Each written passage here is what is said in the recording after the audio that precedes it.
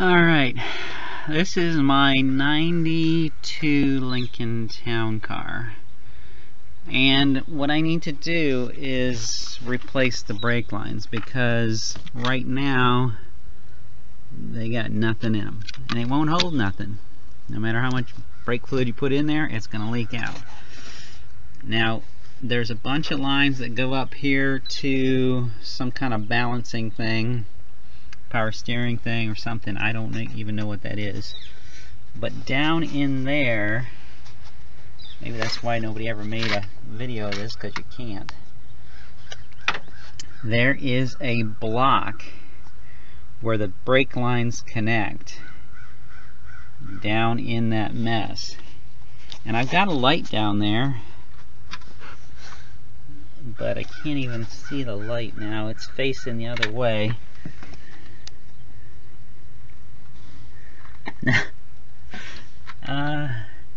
Alright, so it's pretty difficult to get down in there. And these are the brake lines that run from the front underneath to the back. And then they'll hook up to, other lines. I've already replaced this line that goes across to the other side.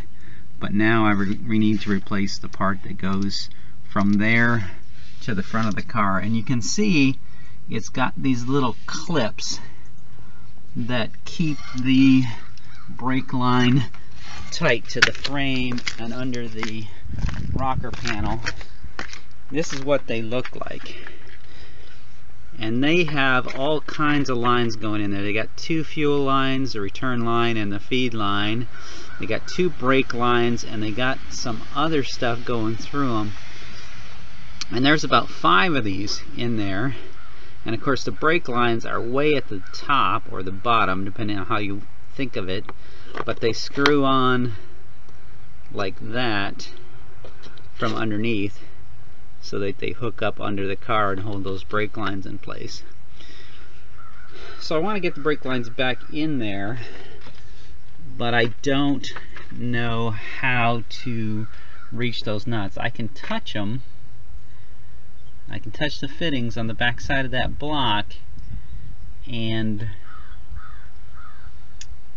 I don't know if I can get a wrench on them or not. What I'm really wondering is if I took this inner fender off, would I then be able to easily reach over from the inside of the wheel well to the back side of that fitting right in there and do that work without much problem. And I sure wished that somebody would have, posted a video on whether they thought doing that was a good idea or not. There is quite a bit of junk going on top of this inner fender, but it just seems to me that if I could reach my hand through that inner fender right about there, then I could reach in there to the back side of that block and unscrew those lines pretty easily. I just have to decide whether I'm going to try to get my hand in there and attempt to unscrew those first, which is probably what I'll do. I took one of the lines off up here, and I didn't need to do that. I spent about 3 hours just putting that line back in place because I was having a rough time getting the threads to meet up to do that. So I'm kind of not wanting to do a whole lot of extra messing around, but I think sometimes you're money ahead if you can do something. Like when I was working on this, the first thing I did was remove the air cleaner parts and stuff like that so I could actually get to the thing. And I'm thinking that if I do something with that inner fender, if I can figure out how to get that inner fender off, man, that would make a huge difference in being able to reach that. But I'll keep you posted, see how it goes. Alright, I got the inner fender disconnected somewhat. I didn't take it all the way out, but it is displaced, I guess you would say. And then I took this little, I think it's a vacuum pump, off that inner fender so I could get my hand down in there so I could unscrew. You can see some daylight down there now.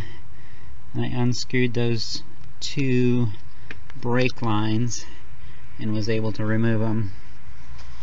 Now this is essentially the most dangerous part of the job, because now I have the brake lines off. And what are my choices? You know, put them back on or tow it to the repair shop and pay whatever the guy says is it's worth. But this other one, I'm going to replace that one too. That connects up through there. It's leaking, I'm pretty sure. And it goes up along there and down and through into there under the body, and then up along up into there. And I've got it somewhat out of there, but I need to, that's just an emergency brake cable, but it's hanging in there somewhere, and I need to get those out of there and then make them up from some new tubing. And then the tricky part, putting them back in. Well, even putting them in is not necessarily that hard, but getting around the back side and starting them into those threads blind may be an issue.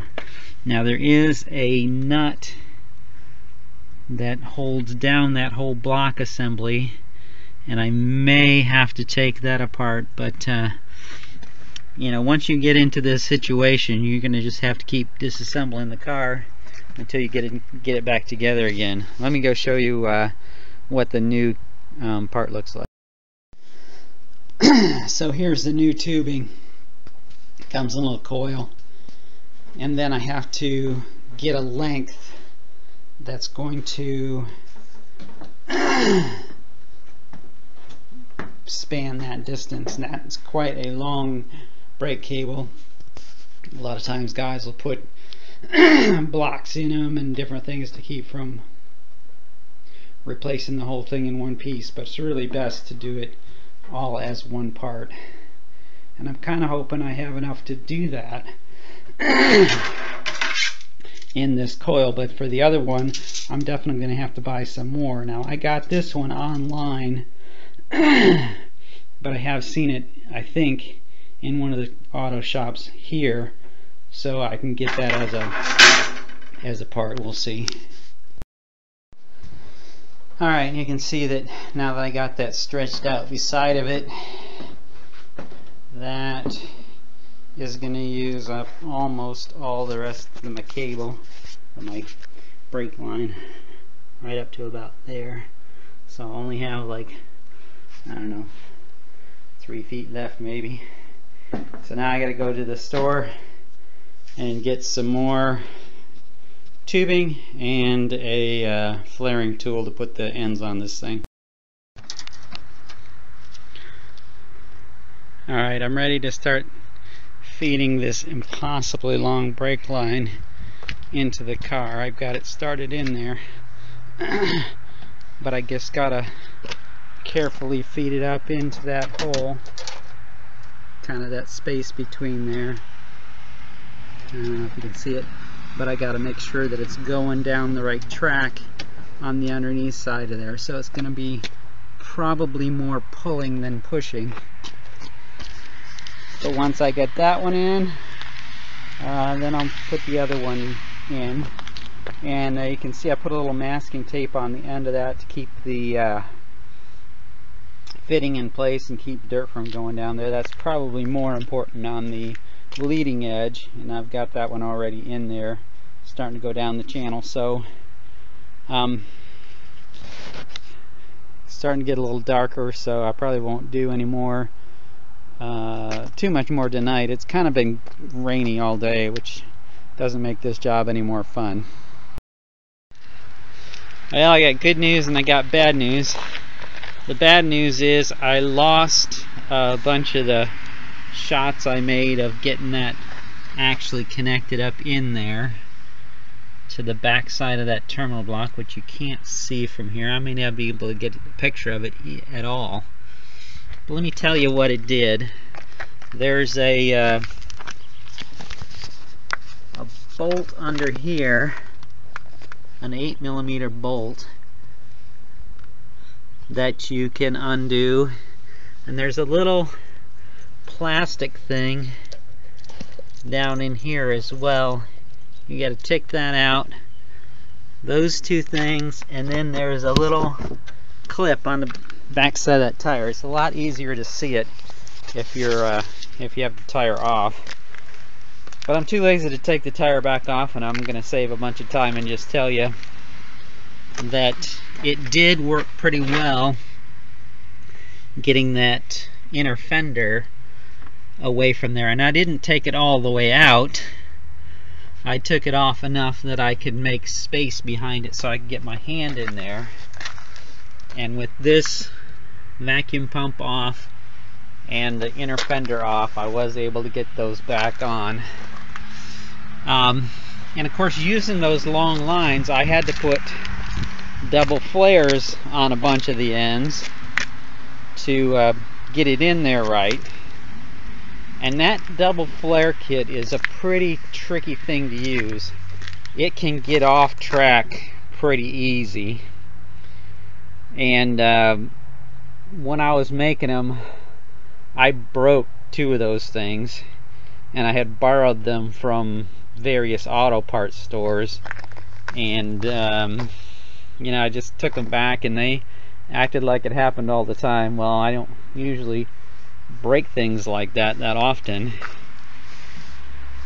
So it kind of distressed me a little bit, but I did learn after renting 4 different ones that there's quite a bit of difference between them. And one of the big differences is that the blocks, the parts you think aren't going to make any difference actually do. Like the block that tightens up the flange to make it flare out is sometimes too sloppy, and it will get an uneven flange going on, so it's not square to the end of the tubing. And if that happens, don't try to take that little metal piece out and hammer it flat or do any other kind of thing, because that's just going to break that little thing. It's just got a little you know, thing that sticks up. It's got a disc and then a thing that sticks up in the middle that goes inside the tubing to keep it flat, or at least I thought it was to keep it flat, but it'll tip different directions. And the idea I had thought was to keep the tubing really short close to that block when you're tightening it down, so it didn't have much movement, and then tighten it down, and once it hits that steel block, then it has to tilt to be, you know, flat, perpendicular across there. So just kind of take that slow, and some of them weren't perfect, and I put them together and I just tightened them up pretty tight in the fitting, and I think there's still enough give to that metal that it kind of mushrooms out enough to get the flare fitting tight, even though it's not perfect. So that concludes this thing. I still got to bleed the brakes, which probably means I'm going to have to take the tires back off, but I'll need some help to do that. Now, my dad said he's got a little hose and he puts it in a bottle, and then you don't waste as much brake fluid and this and that. And it really sounds like a neat idea, and I've got one of those hoses. I didn't know what it was for, but now I don't know where it is, so I may have to do it the old-fashioned way anyway. So thanks for watching, like and all that stuff. Thanks.